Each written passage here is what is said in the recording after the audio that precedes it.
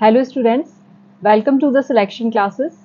आज का जो हमारा टॉपिक होने वाला है, यहाँ पर हम सीडीएस पे जो आपसे क्वेश्चंस पूछे गए हैं, अभी बेसिकली जैसे कि आपको पता है कि सीडीएस का एग्जाम अभी कंडक्ट करवाया गया है।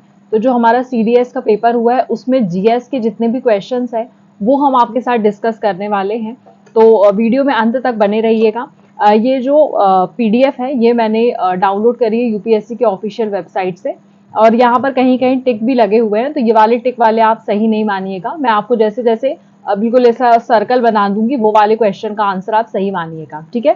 तो चलिए, आई होप आपको दिख रहा होगा यहाँ से और विजिबल होंगी चीजें। तो यहाँ से हम स्टार्ट करते हैं हमारा वीडियो। तो सबसे पहला क्वेश्चन यहाँ पर हमारा फर्स्ट नंबर का देखेंगे आप। विच of the following statement regarding continents of Antarctica is और आर करेक्ट। यहाँ पर हमको अंटार्कटिका के बारे में पूछा है। अगर अंटार्कटिका के बारे में पहला स्टेटमेंट आप पढ़ेंगे तो उसमें लिखा है it has the highest average elevation as compare to all other continents. अब देखिए, हाईएस्ट एवरेज एलिवेशन, अब आपको जब पता है कि सारे कॉन्टिनेंट्स में सबसे हाईएस्ट एलिवेशन की अगर हम बात करेंगे, तो आप सभी को पता है कि हाईएस्ट एलिवेशन की अगर हम बात करते हैं तो कहीं ना कहीं हिमालय का हाईएस्ट एलिवेशन माना जाता है। और हिमालय में भी अगर मैं बात करूं तो एवरेस्ट जो है उसको हाईएस्ट एलिवेशन में माना जाता है। तो पहला स्टेटमेंट तो ऑलरेडी गलत हो गया। दूसरा बोला है Mount Vinson is the highest peak of this continent. हाँ, ये हम मान सकते हैं कि माउंट विंसन मैस्टिफ करके जो है यहाँ की हाईएस्ट पीक है इस कॉन्टिनेंट की, ये हम बात मान सकते हैं। तो अगर अंटार्कटिका के बारे में क्वेश्चन पूछा गया है तो हाईएस्ट एवरेज एलिवेशन नहीं है इसका, लेकिन हाईएस्ट पीक इसकी माउंट विंसन है, ये हमको पता है। तो हमारा ऑप्शन जो हो जाएगा यहाँ पर ऑप्शन बी जो है वो हमारा करेक्ट ऑप्शन हो जाएगा। तो आप इसको ध्यान रखें कहाँ पर किस तरह से क्वेश्चन पूछा जा रहा है। आगे हम बढ़ते हैं सेकेंड क्वेश्चन की तरफ। विच one of the following biosphere reserves is spread over 3 states in India. अगर हम बात करते हैं, यहाँ पर भी आंसर गलत लगाए हुए हैं। अगर 2 स्टेट्स की बात करते हैं तो 2 स्टेट्स के केसेस में ही हमारा अचानक मार्ग और अमरकंटक आता है, लेकिन यहाँ पर हमको 3 स्टेट्स बोला है। तो आप ध्यान रखेंगे जो हमारा ऑप्शन ए है नीलगिरी, यहाँ पर सही हो जाता है। अगर मैं नीलगिरी की बात करूं तो ये कहाँ कहाँ पर है, तो आपको देखने के लिए मिलेगा इसका कुछ पोर्शन केरला में, कुछ पोर्शन आपको देखने के लिए मिलेगा कर्नाटका में, और कुछ पोर्शन आपको देखने के लिए मिलेगा तमिलनाडु में। तो ये याद रखेंगे, केरला, कर्नाटका और तमिलनाडु में आपको नीलगिरी देखने के लिए मिलता है, और 3 स्टेट्स में फैला बायोस्फीयर रिजर्व है। देखिए, अगेन बायोस्फीयर रिजर्व का क्वेश्चन पूछा गया है। एक कहीं पर अगर आपके पास बुक हो, कॉपी हो, तो वहां पर नोट करते चलिए कि यूपीएससी किस तरह के क्वेश्चन पूछ रहा है। बेसिकली यूपीएससी सीडीएस का ही एग्जाम है, तो यूपीएससी किस तरह के टॉपिक्स पर क्वेश्चन पूछ रहा है, ठीक है। तो आने वाले एग्जाम्स में जो यूपीएससी का होने वाला है, कहीं ना कहीं इस तरह के सब्जेक्ट्स को टच किया जाएगा, इसलिए हम यहाँ पर इसका एनालिसिस कर रहे हैं। नेक्स्ट क्वेश्चन है हमारा, विच of the following pair is not correctly matched. देखिए, अभी का ट्रेंड है नॉट करेक्टली मैच्ड वाला, तो यहाँ पर कंफ्यूज करने के लिए बहुत सारी चीजें आपको दे दी गई हैं। तो देखिए, Nahar wild life sanctuary Haryana में सही बात है, केन wild life sanctuary Arunachal Pradesh में सही बात है, और Chakrashila wild life sanctuary Assam में, ये भी सही बात है। लेकिन Ramnagar wild life sanctuary Uttarakhand में नहीं है। ये कंफ्यूज करने के लिए यहाँ पर लिखा गया है, चूंकि उत्तराखंड में एक नेशनल पार्क है जिसका नाम है जिम कॉर्बेट। आप लोगों को पता होगा जिम कॉर्बेट के बारे में, ठीक है। तो जिम कॉर्बेट नेशनल पार्क है, उसका नाम अभी चेंज किया गया है। तो उसका नाम अभी बोल गया है राम गंगा। तो हो सकता है बच्चों को गंगा याद ना रहे, तो यहाँ पर रामनगर कर दिया, तो हो सकता है बच्चे इसे करेक्ट कर देते, ठीक है ना, कि ये वाला जो है हमारा ये वाला ऑप्शन सही कर लेते बच्चे। इससे यहाँ पर साइकोलॉजिकल तरीके से इसे दिया हुआ है, तो इसको ध्यान रखेंगे कि जिम कॉर्बेट का नाम रामगंगा कर दिया गया है, और Ramnagar wild life sanctuary Jammu and Kashmir में अवस्थित है। तो ऑप्शन ए जो है यहाँ पर हमारा करेक्ट हो जाता है, which is not correctly matched. Next we have which one of the following statement regarding coconut production. किसके बारे में हम बात कर रहे हैं यहाँ पर, कोकोनट प्रोडक्शन के बारे में। एक ना एक फसल के प्रोडक्शन के बारे में क्वेश्चन जरूर पूछा जाता है, तो इसको ध्यान रखेंगे। तो कोकोनट प्रोडक्शन की बात करी गई है लक्षद्वीप। देखिए, लक्षद्वीप चर्चा में था, मैंने पहले ही आपको वीडियोस में बताया था कि लक्षद्वीप चर्चा में रहा है, तो इससे रिलेटेड जो भी इंफॉर्मेशन है वो पढ़ते चले। Productivity per hectare is highest in India, बिल्कुल सही बात है ये। अगर आप रिपोर्ट में देखेंगे तो सबसे ज्यादा प्रोडक्टिविटी पर हेक्टेयर आपको लक्षद्वीप में देखने के लिए मिलेगी। ये यूनियन टेरिटरी है, लेकिन अगर स्टेट की बात करेंगे, अगर यहाँ पर स्टेट डायरेक्टली पूछ लिया जाता तो स्टेट में याद रखना है आपको, आंध्र प्रदेश के पास सबसे ज्यादा प्रोडक्टिविटी है, आंध्र प्रदेश के पास सबसे ज्यादा है। लेकिन यहाँ पर हमसे डायरेक्टली लक्षद्वीप के बारे में पूछा तो इसकी हाईएस्ट प्रोडक्टिविटी है इंडिया में, बिल्कुल सही बात है। Oil content in the nuts is higher in the world. अब आपको ये तो बहुत जेन्युइन सी बात है, तो बताने की भी आवश्यकता नहीं पड़ना चाहिए कि हम लोग भी जो ऑयल खाते हैं वो नट से ही निकाल के खाते हैं, तो पूरी दुनिया में सबसे ज्यादा है, तो ये बात सही है। तो option 1 and 2 both are correct, तो हमारा आंसर क्या हो जाएगा, सी, बोथ आर करेक्ट। साथ साथ में आप लोग भी सॉल्व करते चलिए, अगर आपके पास पेपर है तो बहुत अच्छी बात है। Which of the following statement regarding barrier island. अब देखिए बैरियर आइसलैंड कोई आइसलैंड नहीं है, नाम दिया गया है। यूजुअली अगर आप बात करेंगे लगून्स के पास में, देख जैसे कि हमारी एक लगून क्रिएट हो रही है, लगून के पास में आपको बैरियर आइसलैंड्स देखने के लिए मिलते हैं, ठीक है। तो देखिए यहाँ पर लिखा है, इसके लिए करेक्ट है, These are the small chain of sand island that form offshore far from the coast। मैंने अभी बोला है कि ये कोस्ट के पास में रहते हैं, पास में रहते हैं मतलब नियर होते हैं, ये ध्यान रखना है आपको, पास में रहते हैं, फार नहीं रहते हैं। तो ये स्टेटमेंट हो गया हमारा गलत, तो ऑप्शन ये भी गलत, ये भी गलत, ये भी गलत। देखिए 1 के कारण हमारे 3 ऑलरेडी एलिमिनेट हो गए हैं, तो ऑप्शन सी जो है वो हमारा यहाँ पर करेक्ट हो जाता है। अगर चाहे तो फिर से पढ़ लीजिएगा इसको, लेकिन फिर भी मैंने आपको बता दिया है कि एलिमिनेशन से भी यहाँ पर सॉल्व हो जाता है। एलिमिनेशन हमेशा यूजफुल हो ये जरूरी नहीं है, किसी किसी केस में काम आ जाती है, ठीक है। Identify the type of a cloud on the basis of a given characteristic. Type of a cloud, अब क्लाउड आपने पढ़ा है, ज्योग्राफी का बहुत इंपॉर्टेंट टॉपिक है, ठीक है। अब यहाँ पर देखिए फर्स्ट लाइन में, high thin puffy white cloud of ice crystals, एक हमको यहाँ पर एक कीवर्ड मिलता है ice crystals that look like ripples, they appear between, कहां से कहां तक, 20,000 से 40,000 फीट। तो 20,000 से 40,000 फीट वाले जो भी हमारे बादल रहते हैं उनको हम बोलते हैं साइरस, नाम से वो स्टार्ट होते हैं, सायरो नाम से वो स्टार्ट होते हैं, ध्यान रखना है। तो सायरो वाला तो कहीं ना कहीं हमको ऐसा लग रहा है करेक्ट हो सकता है। अब इसमें भी 2 ऑप्शंस दिए हमको, अब यहाँ दिया है one of its type is called mackerel sky because the cloud resemble large fish scales especially when they are coloured pink in sunset. तो ये एक हमको फेदर की तरह दिखाई देते हैं। यहाँ पर देखिए इसका वर्णन भी किया हुआ है किस तरह से स्काई में ये दिखाई देते हैं। इस तरह के जो भी रहते हैं उनको बोलते हैं स्ट्रेटस। तो याद रखना है ऑप्शन बी यहाँ पर हमारा करेक्ट हो जाता है, साइरो स्ट्रेटस, ठीक है। होप आपको सेशन समझ में आ रहा होगा। हम आज 25 क्वेश्चंस करेंगे, ऐसे 25 करके हम इसको सॉल्व करेंगे। पूरे 100 क्वेश्चंस हम आपके सामने परफॉर्म करने वाले हैं ताकि आपको पता चले कि लेवल क्या है। Identify the type of a drainage pattern on the basis of a given characteristics. जब भी आप रिवर सिस्टम पढ़ते हैं तो आप ड्रेनेज पैटर्न के बारे में जरूर पढ़ते हैं, किस तरह से वो होता है, ठीक है। तो बेसिकली यहां पर देखेंगे, it represent the most common pattern of streams and their tributaries. बिल्कुल सही बात है, ड्रेनेज पैटर्न यही बताता है किस तरह से नदी निकल रही है, किस तरह से ट्रिब्यूटरीज में आकर मिल रही है। It occurs in the area of uniform rock type and regular slopes. A map aerial photograph shows a pattern like the vein on a leaf. A smaller stream join the main stream at an acute angle which is less than 90 degrees। 90 degree से कम जो है वो हमारा क्या हो जाता है, वो हमारा क्या हो जाता है, लेस देन 90 डिग्री अगर मैं बोलूंगी तो वो हमारा क्या हो जाता है, एक्यूट एंगल्स में आता है। ये आप लोगों को पता होना चाहिए, ठीक है। अब जब एक्यूट एंगल में आ रहा है तो आप देखेंगे कि यहाँ पर 2 तरह की संरचनाएं आपको देखने के लिए मिलती हैं, एक डेंड्राइट्स और एक ट्रेलिस। ये जो होते हैं ये बेसिकली 90 डिग्री पर काटते हैं, लेकिन जो ट्रेलिस होता है वो पूरा 90 डिग्री पर काटता है, लेकिन जो डेंड्राइट्स होते हैं वो 90 से कम डिग्रीज पर काटते हैं। तो ऑप्शन ए जो है वो हमारा यहाँ पर करेक्ट हो जाता है, इसको आपको ध्यान रखना है, ठीक है। Next we have which of the following regarding the gateway city. अब देखिए गेटवे सिटी की जब बात कर रहे हैं तो एक सिटी से दूसरे सिटी की कनेक्टिविटी प्रोवाइड करने के लिए कोस्टल एरियाज होते हैं। बेसिकली हम मुंबई को इसको एग्जाम्पल लेके चल सकते हैं। City whose physical location makes it a link between one country and other. बिल्कुल आपको पता है कि एक जगह से दूसरे जगह को कनेक्ट करने का काम करता है, तो ऑप्शन ए तो हमारा सही हो गया। ऑप्शन 2 में पहुंचते हैं। 8 नंबर के क्वेश्चन में।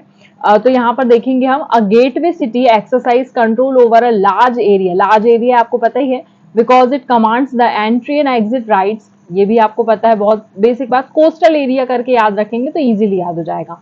Most gateway cities are ports, ports हैं वहां पर, many of which formerly administrative centres for a colonial government. ये सारी बातें यहाँ पर सही होती है, तो हमारा ऑप्शन डी जो है यहाँ पर करेक्ट हो जाता है। Next we have, which one of the following has been an important early Chola painting discovered in Brihadishwara Temple, Tanjore in 1931? अगर आप लोगों को मेरे करंट अफेयर्स के सेक्शन से याद होंगे तो मैंने करंट अफेयर्स में इस टेम्पल के बारे में आप लोगों को ऑलरेडी पढ़ाया हुआ है। हमने एक जो सीरीज लेकर आए थे जिसको हमने PT 365 हमने कवर किया है आर्ट एंड कल्चर का, उसमें भी इस टेम्पल का जिक्र किया गया है। तो इसको ध्यान रखना है आपको कि मैंने आपको बताया था यहाँ पर आपको काली, यक्षी काली का एक स्टैच्यू मिला हुआ है, तो ये आप लोगों को ध्यान रखना है कि यहाँ पर तंजौर से जो डिस्कवर हुआ है वो यक्षी काली डिस्कवर हुई है, ये आप लोग ध्यान रखें। Next we have, consider the following statement about the initial development of railways in India by British. ये बहुत कॉमन क्वेश्चन है और इस तरह का क्वेश्चन ऑलरेडी पूछा जा चुका है, तो इसको आप लोगों को ध्यान रखना है कि किस तरह से क्वेश्चंस आ रहे हैं। ऑलरेडी ये क्वेश्चन आपको सीआरपीएफ के एग्जाम में देखने के लिए मिला है, मतलब पीवाईक्यू से लिया हुआ है, तो पीवाईक्यू का इंपॉर्टेंस आपको पता चलेगा कि कैसे होता है। केवल एक स्टेटमेंट यहाँ पर चेंज किया गया है, वो मैं आपको बताऊंगी। सबसे पहला है, private financial investors for railway would get land free from the British government in India. बिल्कुल सही बात है ये कि हमको फाइनेंशियल इन्वेस्टर्स की जरूरत थी, उस समय ब्रिटिशर्स ही थे इंडिया में, उनको फाइनेंशियल इन्वेस्टर्स की जरूरत थी तो रेलवे के लिए, तो उसके कारण उन्होंने क्या कर दिया था कि लैंड फ्री कर दिया था ताकि बाहर के लोग आए और हमारे यहाँ पर आकर इन्वेस्ट करें। The investors would get a return of 5% on their capital from the government if they ran at a loss. और देखिए ये एज इट इज उठा के लिख दिया गया है, तो ये भी बिल्कुल सही बात है, 5% की ही बात करी गई थी। और थर्ड में दिया हुआ है, the railway would be jointly managed with the government. Jointly manage मतलब गवर्नमेंट और प्राइवेट एंटिटी साथ में काम करेंगी, ये भी बिल्कुल सही बात है। सीआरपीएफ के जो पेपर था उसमें यहाँ पर जॉइंटली की जगह केवल गवर्नमेंट की बात करी गई थी कि केवल गवर्नमेंट मैनेज करेगी, ऐसा था, तो वहां पे वो स्टेटमेंट गलत हो जाता है। यहाँ पे जॉइंटली है तो यहाँ पर ये स्टेटमेंट सही हो जाता है, तो हमारा ऑप्शन सी करेक्ट होता है, मतलब ऑल द 3 स्टेटमेंट हमारे क्या है, करेक्ट हैं। Next, which of the following industries was most affected by de-industrialization of India in 90th century? बहुत बेसिक क्वेश्चन है और जिसने टिक किया उसने सही भी टिक किया हुआ है। अगर आपको पता होगा कि 19वीं सेंचुरी की जब हम बात कर रहे हैं तो यहाँ पर इंडिया कॉटन इंडस्ट्री में बहुत अच्छा था, लेकिन अचानक से ब्रिटिशर्स के आने के कारण आपको पता है बहुत सारा कॉटन का जो है टेक्सटाइल इंडस्ट्री में बहुत ज्यादा दिक्कत आई थी, क्योंकि वो अलग अलग तरह की चीजें लेके आने लगे थे जो कि कम दाम में अवेलेबल होने लगी थी। तो यहाँ पर कॉटन इंडस्ट्री को आप बहुत अच्छे से ध्यान रखेंगे। Next we have, consider the following statement about early phases of national movement in India. अब नेशनल मूवमेंट इन इंडिया के अर्ली फेज की हम बात कर रहे हैं, तो लिखा हुआ है, Firoz Shah Mehta, Badruddin Tyabji and other formed the Bombay presidency association. ये बिल्कुल सही बात है। Surendranath Banerjee and his group plan the Indian national conference at Calcutta. ये भी बिल्कुल सही बात है। अब यहाँ से एक अलग से क्वेश्चन है, एलन जो हमारे एओ ह्यूम है, उनका नाम लिखा हुआ है, पूरा एओ ह्यूम ही पढ़ा हुआ है आप लोगों ने, ठीक है। Decided to create an all India body as a rival. देखिए एक्सट्रीम वर्ड आपने शुरू से पढ़ा है, एक्सट्रीम वर्ड हमेशा गलत होते हैं और राइवल करके लिख दे, डायरेक्टली ऐसा आप नहीं लिख सकते हैं कि राइवल है किसी का या कुछ है ना। तो ये स्टेटमेंट राइवल शब्द के कारण ऑलरेडी गलत हो जाता है, तो हमारे 2 ऑप्शंस यहाँ पर करेक्ट हो जाते हैं। Next we have, the giant microwave radio telescope consist of. ये हमारे करंट अफेयर्स का पोर्शन है, ठीक है। तो ये देखिए सिंगल पैराबोलिक एंटीना करके एक बनाया हुआ था, अगर आपने इसकी इमेज देखी होगी तो आपको ध्यान आ जाएगा कि एक रेडियो टेलीस्कोप बनाया हुआ है जो कि सिंगल पैराबोलिक एंटीना से यहाँ पर कनेक्टेड है। Next we have, which one of the following is the first commercial space station. पहला है इसलिए चर्चा में था, ये भी हमारे करंट अफेयर्स का पार्ट है, ठीक है। अब यहाँ पर याद रखना है कि कौन सा पहला कमर्शियल स्पेस स्टेशन बना है। एक्सियम स्टेशन जो है ये भी आपको पढ़ाया हुआ है, पहला कमर्शियल स्पेस स्टेशन बनाया गया है। बहुत पुराने करंट अफेयर्स नहीं है। आपको इस पेपर में अगर आप लोग ध्यान से देखेंगे तो आप लोगों को नवंबर, दिसंबर और जनवरी के करंट अफेयर्स बहुत ज्यादा पूछे गए हैं। तो अच्छे से पढ़ते चलिए। आज जो जैसे कि आपका एग्जाम है तो उसके 6 महीने पहले के करंट अफेयर्स तो बहुत अच्छे से पढ़ लीजिए, उनकी संभावना बहुत ज्यादा रहती है आने की। बाकी आपको एक साल के तो पढ़ना ही होता है, ठीक है। विच one of the following is not a ferromagnetic material? कौन सा फेरोमैग्नेटिक मटेरियल नहीं है? तो बचपन से पढ़ते आए हैं कि सिल्वर और गोल्ड फेरोमैग्नेटिक मटेरियल नहीं है, तो ऑप्शन सी हमारा करेक्ट हो जाता है। नेक्स्ट वी हैव, अब देखिए यहाँ पर एक सोचने की बात है, बहुत बेसिक साइंस है यहाँ पे। On the day when I am in Hari to go to office, I have fixed quantity of rice which was just cooked and kept in a bowl in order to cool it quickly. Which one of the following is best option? पता है आपको temperature यहाँ पर set करना है हमको। Let it kept on the table in a room where there is no fan. क्या ऐसा करते हैं आप लोग? आप पंखा चला के रख देते हैं ना, बहुत बेसिक है जो हम लोग घरों में करते हैं। कहाँ पर देखने के लिए मिल रहा है? C option, let it be kept in a bowl of water at a room temperature and operating a ceiling fan, table fan at a full speed. यही करते हैं ना, पानी में ठंडा कर दो, मम्मी लोग बोलती है। मम्मी लोग इस चीज को बहुत यूज करती हैं और वो साइंस को बहुत अच्छा यूज कर रही है ना। चलिए next, which of the following statement about Marrakesh partnership is correct? Marrakesh partnership चर्चा में थी, करंट अफेयर्स में था। It is a intergovernmental partnership for global climate action. अब देखिए इसके बारे में भी हमको पता नहीं है कि नहीं, तो थोड़ा सा असमंजस की स्थिति है। नेक्स्ट पढ़ते हैं। It is not only an intergovernment partnership for global climate action, but also a collaboration between government and other stakeholders like cities, business and investor. ये बिल्कुल सही बात है और as it is कॉपी कर दिया गया है जो उस पार्टनरशिप में लिखा था, ठीक। और यहाँ पर आपने पढ़ा है कि 2023-30 का हमने एजेंडा रखा हुआ है सस्टेनेबल डेवलपमेंट का। आपको पता है कार्बन एमिशन को कम करना है, उसकी बात करी गई है, तो ये भी बिल्कुल सही है, ठीक है। अब 2 और 3 का कॉम्बिनेशन कहाँ देखने के लिए मिल रहा है? सिर्फ यहाँ, तो पहला ऑप्शन भी बाय डिफॉल्ट सही हो गया, तो ऑप्शन सी हमारे यहाँ पे करेक्ट हो जाता है। Next we have, consider the following statement. In India the special marriage act protect an individual if one enters into a inter religious marriage. बिल्कुल सही बात है, अगर इंटर रिलीजियस मैरिज करते तो स्पेशल मैरिज एक्ट लगता है, हिंदू मैरिज एक्ट नहीं लगता, पता है आपको। Right to marry a person of a one's choice is an integral aspect of fundamental rights under article 21। बिल्कुल सही बात है, राइट टू मैरी करके, right to make decisions for your life partner करके आपको देखने के लिए मिल जाएगा article 21। The Universal Declaration of the Human Rights also resonates marital rights to every individual, consenting individual। हर एक इंडिविजुअल को राइट्स है कि भाई अगर आप कंसेंट से शादी करते हैं तो आप कर सकते हैं। बहुत बेसिक था ये, तो ये बिल्कुल हमारा सही हो जाता। बहुत ज्यादा भी दिमाग लगाने की जरूरत नहीं रहती है, नहीं तो बहुत ज्यादा दिमाग लगाने में भी हम पेपर गलत कर देते हैं, ठीक है। Which of the following statement about an international court of justice is or are correct? International court of justice ICJ चर्चा में था, जिसका हेडक्वार्टर हेग नीदरलैंड में है। द जजेस consist of members where in 2 members can not be nationals of the same state. बहुत basic बात है यार, आपने पढ़ा है कि 15 जजेस वहां पर बैठते हैं। जब 15 जजेस बैठ रहे हैं तो आपको पता है कि वहां पे क्या है कि एक स्टेट से 2 जजेस थोड़ी ना बिठा लेंगे, हर एक स्टेट से एक जज बिठाते हैं। और वो स्टेट्स भी डिवाइड रहती है कि एशिया पैसिफिक से लेना है हमको, ये अफ्रीकन रीजन से लेना है, वो डिवाइडेड रहती है, उसके बेसिस पे जाते हैं, ठीक है। तो ये वाला statement that can not be the national, बिल्कुल सही बात हो गई है। उसके बाद नेक्स्ट क्वेश्चन की तरफ नेक्स्ट हम देखते हैं। इसमें the general assembly and the security council proceed independently to one another to elect the members of the court. अब मेंबर्स ऑफ द कोर्ट का अगर हम चुनेंगे तो जैसे कि हम अपने यहाँ क्या करते हैं, पार्लियामेंट में लोकसभा और राज्यसभा के पास जाता है बिल, वैसे ही मैंने आपको बताया था जनरल असेंबली और सिक्योरिटी काउंसिल के पास जाता है, तो वहां से वो पास होता है, ठीक है। तो ये वाला ऑप्शन भी सही हो जाता है, तो ऑप्शन सी हमारा सही हो जाता है। Next, consider the following statement regarding Bhoonidhi Vista. ये भी किसका है? करंट अफेयर्स का पार्ट है।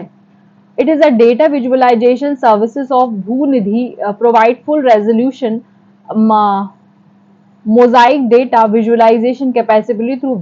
देखिए इसको हमने आपको बताया था कि जो हमारी जीपीएस सर्विस होती है उसी तरह से वेब का एक मैप बना के दे देगा। ये इंडिया के द्वारा डेवलप की गई है, तो ये आपको पता होना चाहिए। लेकिन यहाँ पर सैटेलाइट्स का नाम गलत दिया हुआ है, यहाँ पर सेंटिनल 1 और 2 सैटेलाइट्स नहीं 44 सैटेलाइट्स लगी हुई है, तो ऑप्शन बी हमारा गलत हो जाता है, तो ऑप्शन ए यहाँ पर करेक्ट होता है। कुछ कुछ चीजें पता होनी चाहिए, तभी जाके आप एलिमिनेट भी कर पाएंगे। ठीक है, बहुत बेसिक क्वेश्चन है। इंडस्ट्रियल रेवोल्यूशन सबने पढ़ा है, उसके रिगार्डिंग करेक्ट स्टेटमेंट क्या है? It was the change of a society from a rural agriculture life style to one in which most people earn their living in industrial and secondary sector of economy. बिल्कुल सही बात।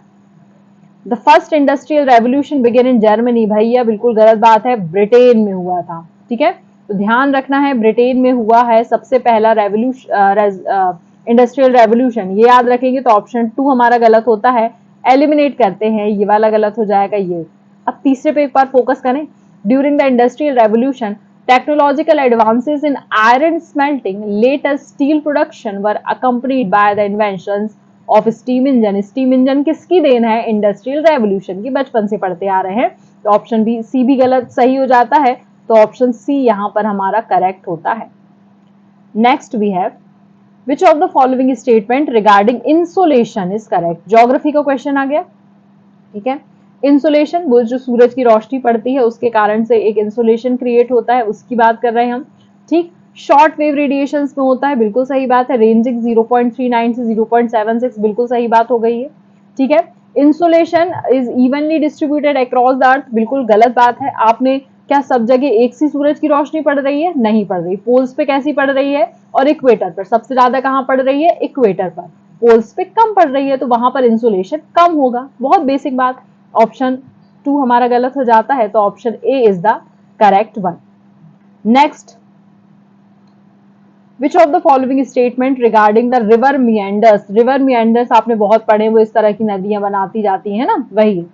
It is a U shaped बनाई रही, देखिए मैंने बना दी आपको, बिल्कुल सही बात हो गई। ठीक है, an extremely tight meander is called a gooseneck, it is like a cut off और ऑक्स को ऑक्स बोल ले, ये भी आप लोगों ने पढ़ा हुआ है। बिल्कुल जो बिल्कुल ऐसी धारी धारी रहती है ना, ऑक्स बोल लेक कहते हैं इसको। देन उसके बाद है tectonic uplift can cause a river to continue down cutting along its meandering course producing incised and entrenched meanders. ये भी आपको पता है कि जो भी मिएंडर्स आते हैं बेसिकली किसके कारण से आते हैं? तो यहाँ पर टेक्टोनिक अपलिफ्टमेंट के कारण से नहीं आते हैं। तो ये वाला स्टेटमेंट हमारा हो जाता है गलत। तो यहाँ पर हमारा सही उत्तर होता है option 1 and 2। Next we have how can one determine the relative humidity on a particular day at a given place। तो हमको अगर गिवन प्लेस पर ह्यूमिडिटी चेक करनी है किसी पर्टिकुलर डे पे, तो हमको उसका टेम्परेचर पता होना चाहिए। पहली बात तो ये है, तो टेम्परेचर पता होना चाहिए, देन हमको एब्सोल्यूट ह्यूमिडिटी पता होना चाहिए। तो ऑप्शन सी यहाँ करेक्ट हो जाता है। बहुत basic question. Next we have which green house gas has the maximum average resident time. सबसे ज्यादा समय तक रहने वाली, बिल्कुल बेसिक क्वेश्चन है ये। क्वेश्चन आपसे एनसीईआरटी से लिया हुआ है। ठीक है, याद रखेंगे N2O नाइट्रस ऑक्साइड, याद रखना है ऑप्शन सी। ये कब तक रहती है? तो 121 साल तक पृथ्वी पर रह सकती है। ठीक है, इसलिए भाई थोड़ा सा ग्रीन हाउस का गैसेस का एमिशन कम करें। ठीक है, तो चलिए हमने 25 क्वेश्चंस कर लिए हैं, हम 26 क्वेश्चन से कल परफॉर्म करेंगे और आगे के क्वेश्चंस करेंगे, ताकि जल्दी से हम आपका ये पेपर कंप्लीट करवा दें। और आप इसको अच्छे से एनालाइज कर लीजिए, गो थ्रू कर लीजिए, क्वेश्चन पेपर दोबारा से सॉल्व करिए। कहीं कुछ डाउट आता है तो मुझसे कमेंट सेक्शन में आप पूछ सकते हैं। अपने दोस्तों के साथ वीडियो शेयर करिए, जो भी अपकमिंग एग्जाम देने वाले हैं अच्छे से इसको सॉल्व कर लीजिए, क्योंकि देखिए क्वेश्चंस के रिपीट होने की चांसेस बढ़ जाते हैं। प्रीवियस ईयर क्वेश्चंस का अपने आप में बहुत ज्यादा इंपॉर्टेंस होता है, और वनडे एग्जामिनेशंस भी आजकल कहीं ना कहीं पीवाईक्यू पर बहुत ज्यादा फोकस कर रहे हैं। तो साथ साथ पढ़ते चलिए, तैयारी करते चलिए। वीडियो को लाइक शेयर एंड सब्सक्राइब करना ना भूलिए। Thank you so much.